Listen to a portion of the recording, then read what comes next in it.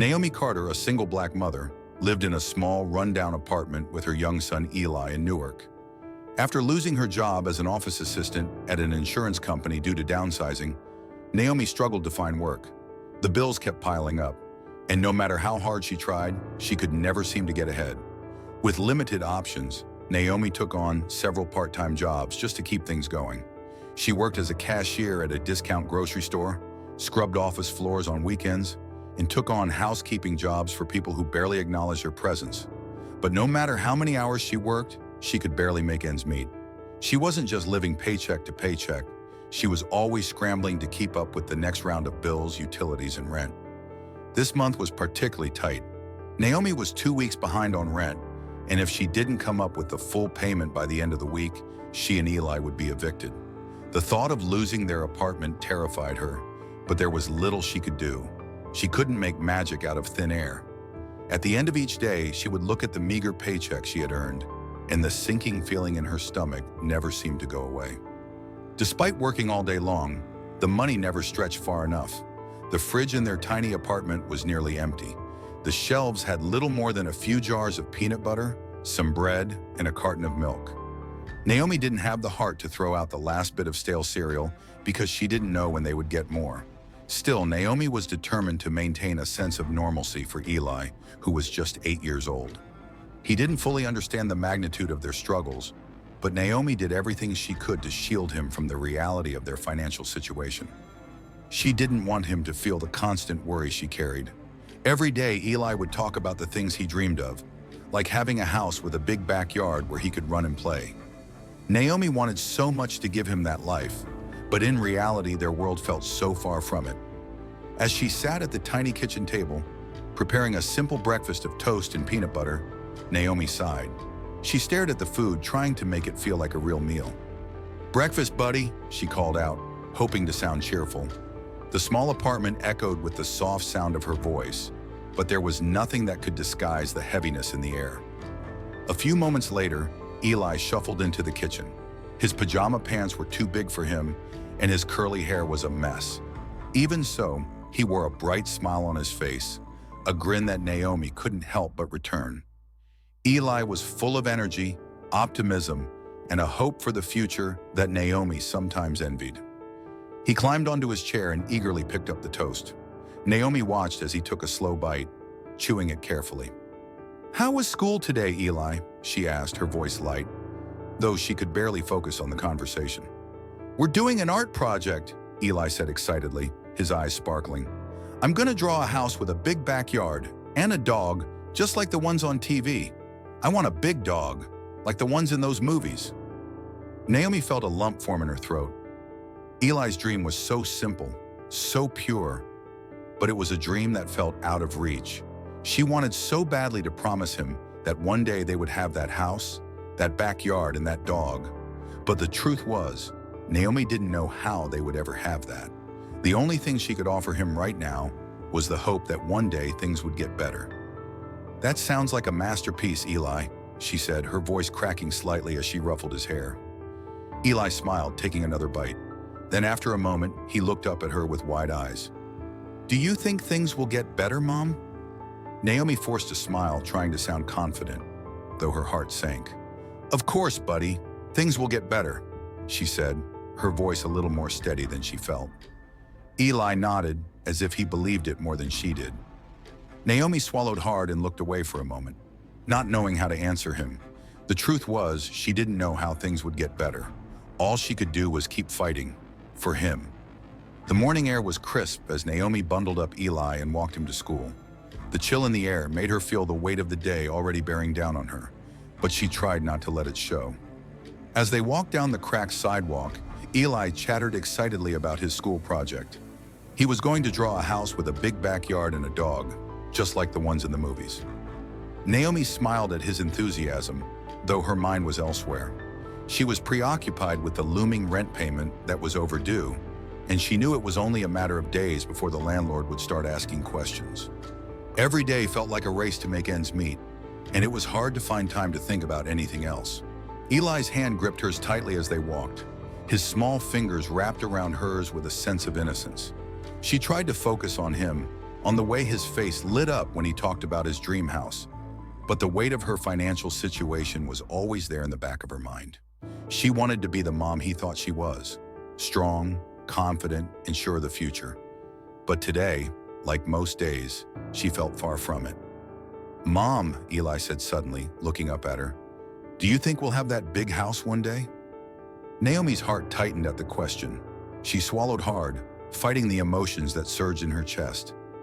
She wanted to give him the world, but sometimes it felt like it was slipping through her fingers. "Of course we will, buddy," she said, trying to sound confident, though the words didn't feel like they were her own. "One day." Eli nodded, a bright smile spreading across his face. He seemed satisfied with the answer, running off to join his friends when they reached the school gates.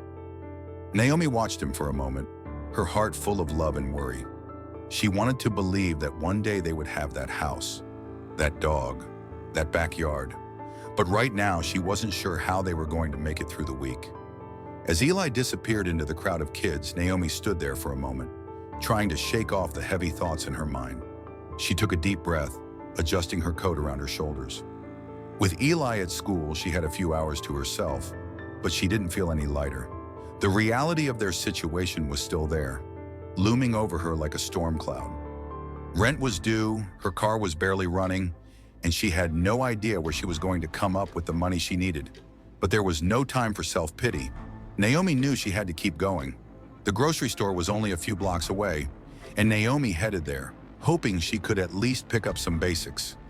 Milk, bread, peanut butter, anything to stretch out what little money she had left. She didn't have much, but she had to make it work. The fluorescent lights buzzed overhead as she moved through the aisles with practiced precision, grabbing the cheapest items. Every decision felt calculated, as if her entire life was being reduced to what she could afford in that moment. At the checkout, she pulled out her wallet, counting out the last of her cash. The few bills left inside made her stomach twist with anxiety. She barely had enough to cover the total, but somehow she made it work. She grabbed her bags and headed toward the parking lot, the weight of her situation pressing on her shoulders like a ton of bricks. As Naomi walked toward her car, something caught her eye. Sitting on the curb near the entrance was a small girl, no older than 6, her face streaked with tears. Naomi's heart skipped a beat.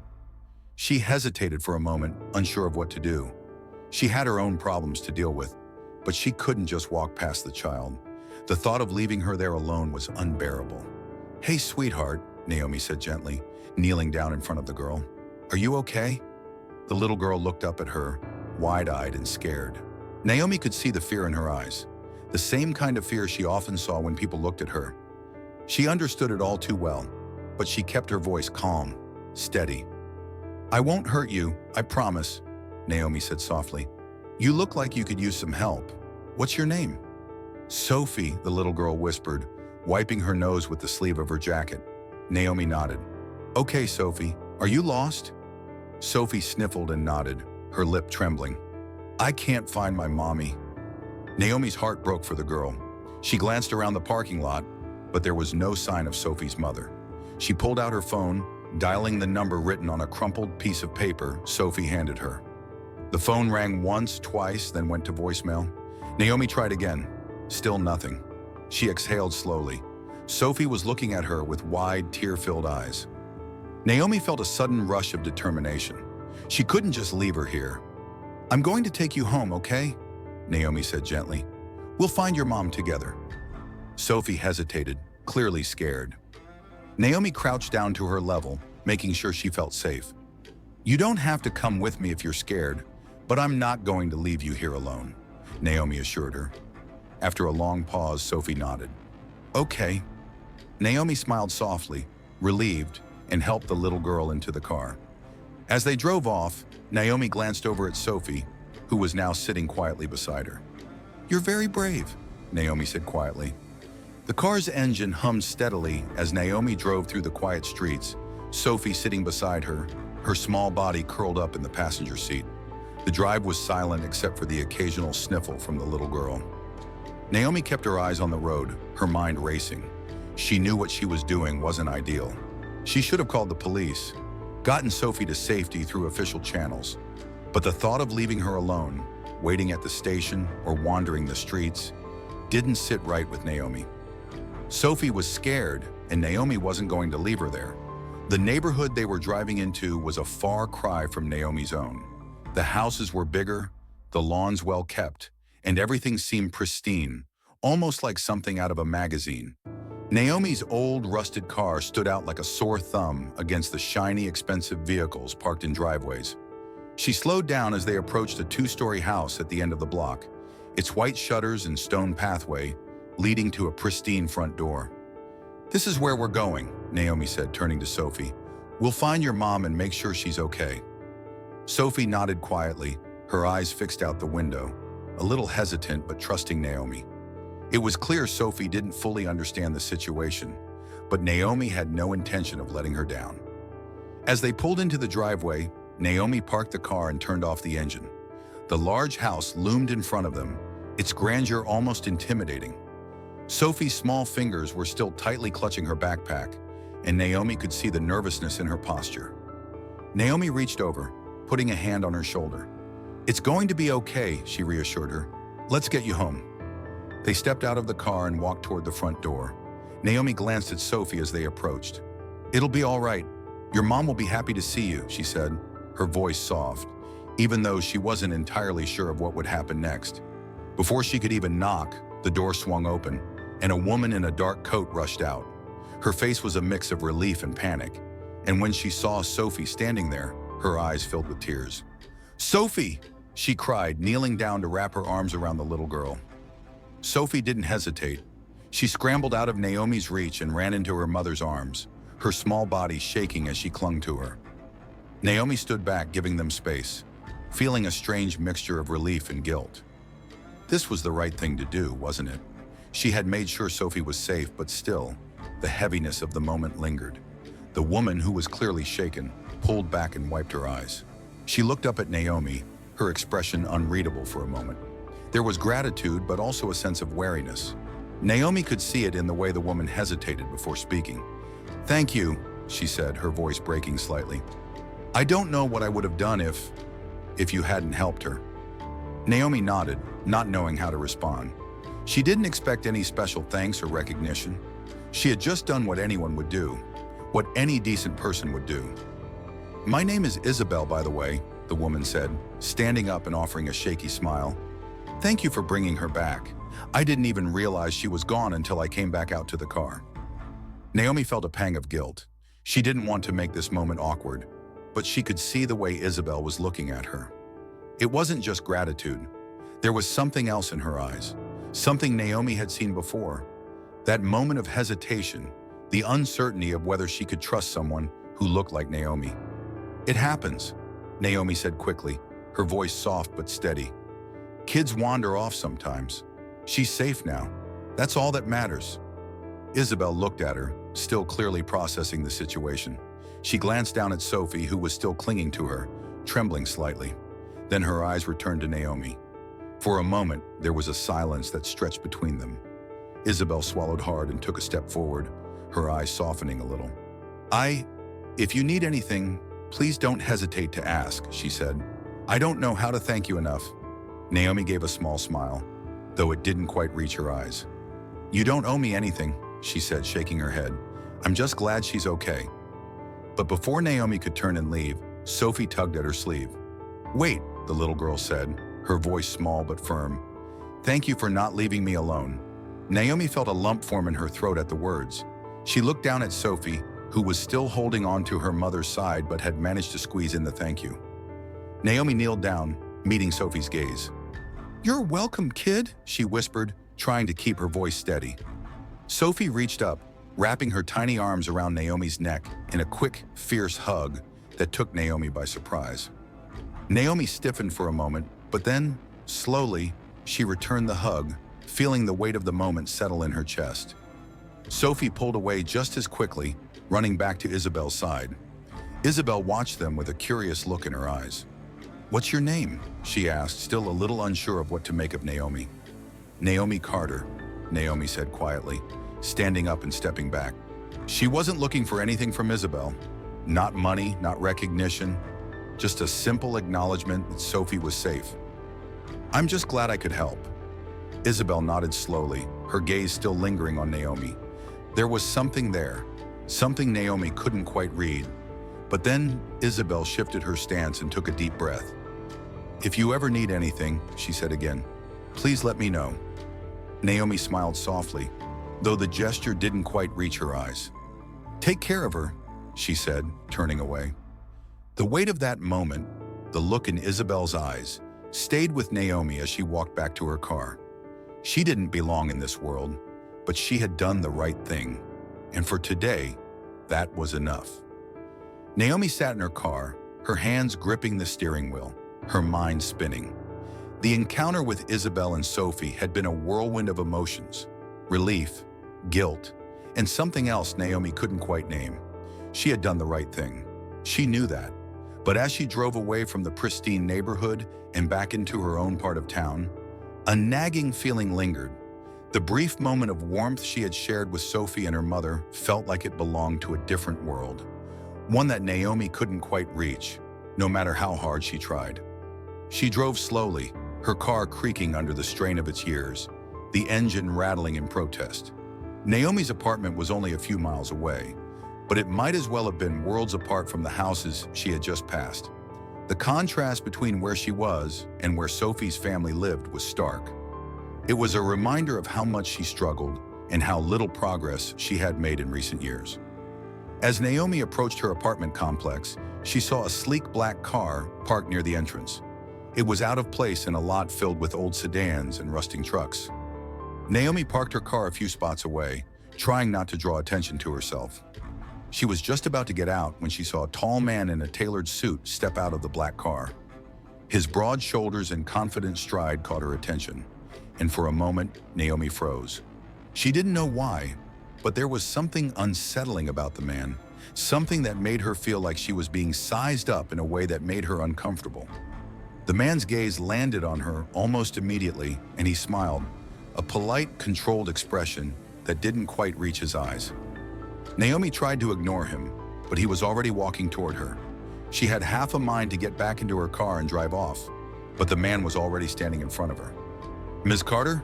he asked, his voice smooth, but there was an edge to it that made Naomi pause.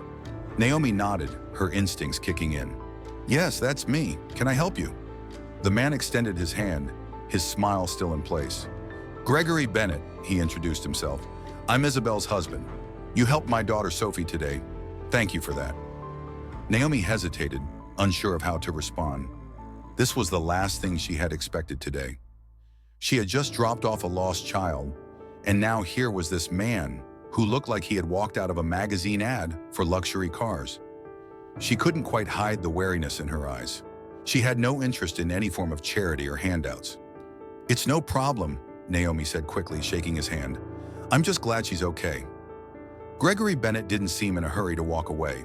Instead, he looked at her for a long moment, as if appraising her. Naomi shifted uncomfortably under his gaze. There was something about the way he looked at her, like he was calculating something, weighing her worth. She didn't like it, but she stood her ground, not about to show him any sign of weakness. "I wanted to thank you personally," Gregory said after a moment, his voice still smooth. "Isabel told me everything. We really appreciate what you did for our daughter, but I'd like to do more than just thank you." Naomi raised an eyebrow, unsure where this was headed. "I don't need anything," she said firmly, stepping back slightly. Gregory smiled again, but this time it was less polite and more knowing. "I'm not offering you a charity, Ms. Carter. I'm offering you a job." Naomi blinked, surprised. "A job?" He nodded. "I own a luxury hotel downtown, Bennett's Hotel. I'm always looking for hardworking individuals, and from what Isabel tells me, you went above and beyond for Sophie. I'm sure you could put that same dedication to good use." He paused, letting his words settle. "I think you'd be an asset to our team." Naomi didn't know how to respond. The last thing she expected after helping a lost child was a job offer from a man like this. She glanced at the car behind him, its polished exterior gleaming under the sun, and then back at Gregory. His suit was tailored, expensive, and his shoes gleamed in the sunlight. It felt like he came from an entirely different world. Thank you," Naomi said, feeling a mix of disbelief and wariness. "But I don't know anything about working at a hotel. I'm just trying to get by right now." Gregory seemed unfazed. "I'm not asking for years of experience, Ms. Carter. What I'm asking for is a strong work ethic, a willingness to learn." He paused again, his smile never faltering. "If you're interested, I can arrange for you to meet with our manager. We can start with something part-time, see how it works. But I'm offering you a chance. Think about it." Naomi stared at him for a long moment, processing what he was saying. A job, a real job. For someone who had been scraping by, living paycheck to paycheck, it felt like a dream. But it also felt too easy, too sudden. There had to be something else going on. "I'll think about it," Naomi said finally, her voice steady, even though doubt lingered in her mind. Gregory nodded, seemingly satisfied. "Good. Here's my card. If you change your mind, give me a call. I'll be waiting." With that, he turned and walked back to his car, leaving Naomi standing there, holding his business card in her hand.